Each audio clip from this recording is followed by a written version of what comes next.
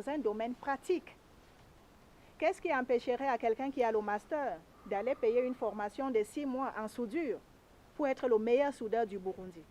Il le ferait mieux et plus facilement. Qu'est-ce qui empêcherait à une jeune fille burundaise qui a les humanités et qui a la licence d'aller faire une formation de 6 mois dans un atelier de couture pour devenir une styliste? Qu'est-ce qui empêche? Le problème n'est pas le gouvernement. Le problème n'est pas le Burundi.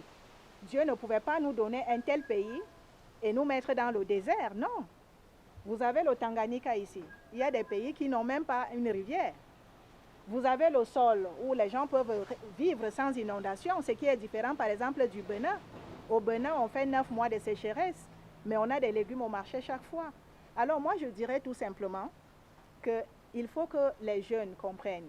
Il faut qu'ils comprennent qu'ils ne vont pas se lever d'un clic de doigt et avoir ce qu'ils veulent. Il faut se mettre au travail.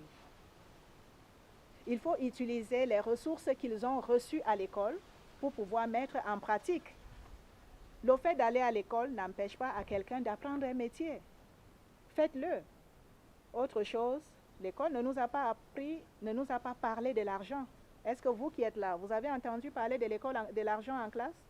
Votre enseignant, il vous a parlé de l'argent un jour? Non, mais ça ne va pas.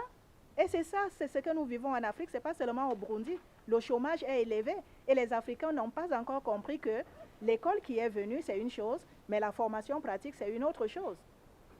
Quel est cet enseignant-là qui va te parler de l'argent ou bien de la richesse pendant que lui-même il vient à l'école à pied?